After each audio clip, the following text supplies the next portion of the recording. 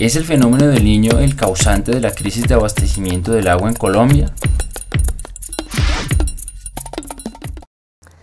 Las respuestas institucionales del Ministerio de Ambiente, los diferentes organismos del país que se han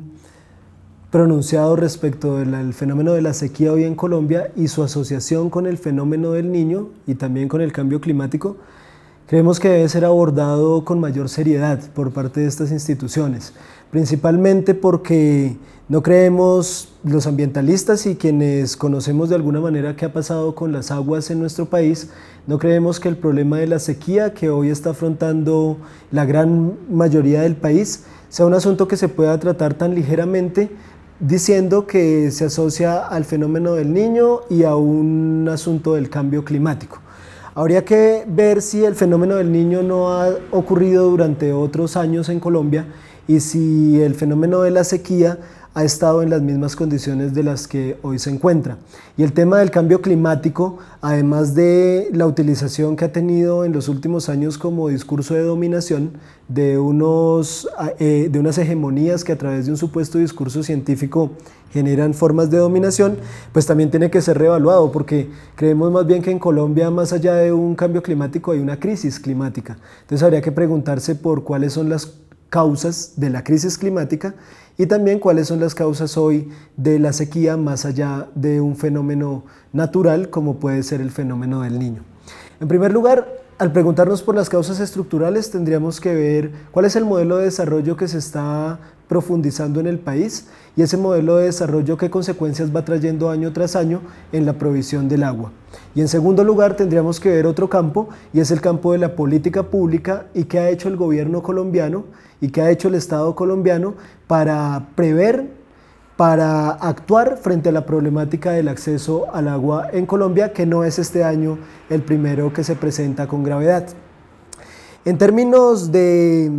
la primera causa, y es el modelo de desarrollo, no parece una coincidencia que precisamente los lugares donde mayor explotación de patrimonios naturales, como el carbón en La Guajira o el petróleo en los llanos orientales, sean los lugares que hoy sufren problemas más graves de abastecimiento de agua. También todas las explotaciones de oro en el Chocó y toda la minería que se ha desarrollado en la costa Caribe, en la costa Pacífica.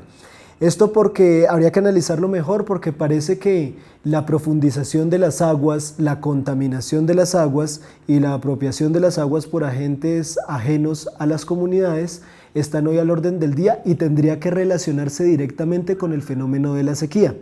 Problemas estructurales como la contaminación de grandes ríos como el Ranchería, única fuente de abastecimiento superficial importante de La Guajira, contaminación de aguas en distintos lugares del país, en Paz de Ariporo, producto probablemente de las explotaciones históricas de petróleo y de carbón en el norte del país, entonces nos llevan a pensar que habría que pensar más en el modelo que estamos viviendo en Colombia y menos en poner análisis tan ligeros como que es un fenómeno natural el que nos lleva a la situación que estamos viviendo.